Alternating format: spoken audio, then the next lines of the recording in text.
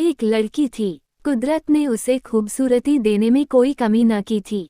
अपने माता पिता की इकलौती जान थी वह।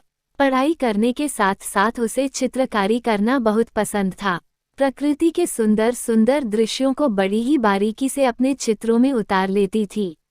अपने हुनर के चलते नन्ही उम्र में ही वो कई प्रतियोगिताओं की विजेता भी बनी। उसकी इस कला से बड़े बड़े लोग भी प्रभावित हुए बिना ना रहते। उन दिनों वह 8वीं क्लास में थी। उसके जीवन का 13वां वसंत चल रहा था। चारों तरफ खेतों में सरसों के पीले पीले फूल खिले हुए थे।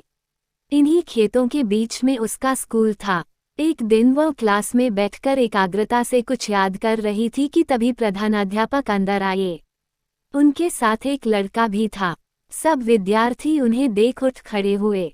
उन्होंने सबको बैठने के लिए कहा और साथ ही अपने साथ आए उस लड़के के बारे में बताया, जो लगभग 15 साल का, दिखने में सांवला, पर चेहरे पर बहुत तेज था। उसकी आंखों में भविष्य के ढेर सारे सपने थे। इतनी कम उम्र में उसने किताब लिख डाली थी, जिसके प्रचार प्रसार के सिलसिले में वह बहुत दूर से आया था।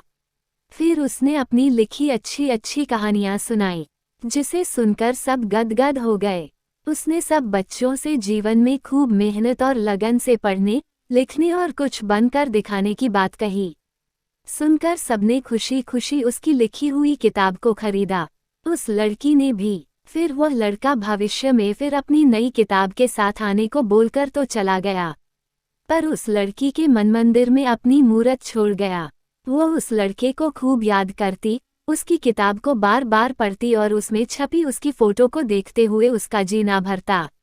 वो हमेशा यही ख्वाब देखती कि काश उस लड़के से उसकी शादी हो जाती तो वो खूब कहानियां लिखता और वो उसकी कहानियों के लिए सुंदर सुंदर चित्र बनाती। शायद इसलिए क्योंकि उसके सपने और अरमान उस लड़के के सपनों से बहुत मिलते जुलते थे। समय पंख लगाकर उड़ता रहा। वो उस लड़के का इंतजार करती रही। रोज भगवान से उसकी नई किताब के लिए प्रार्थना करती। धीरे धीरे दिन, महीने और साल गुजर गए, पर वह लड़का फिर कभी नहीं आया। अब वो स्कूल से कॉलेज में पहुंच गई। अब वो काफी बड़ी और पहले से ज्यादा खूबसूरत हो गई थी, पर ना जाने क्यों वो उस लड़के को कभी भूल ही नहीं पाती थी। आखिर ग्रेजुएशन के बाद उसके माता पिता ने अपनी प्यारी बेटी के हाथ पीले कर दिए। शादी के दिन वो उस लड़के को याद करके खूब रोई। कुछ महीने के बाद ही उसका पति उसे लेकर मुंबई चला गया, जहां उसने आगे पढ़ने की इच्छा जाहिर की तो उसके पति ने खुशी खुशी वहां के कॉलेज में उसका दाखिला करवा दिया। फिर एक दिन कुछ ऐसा हुआ जिसकी उसने कल्पना तक नहीं की थी। वही लड़का जिसके ख्वाबों और ख्यालों में वो हमेशा खोई रहती थी, आज कई सालों के बाद वही उसकी नज़रों के सामने था। पता चला कि वह अपनी नई किताब के प्रमोशन के सिलसिले में कॉलेज आया था। वह देखती ही रह गई।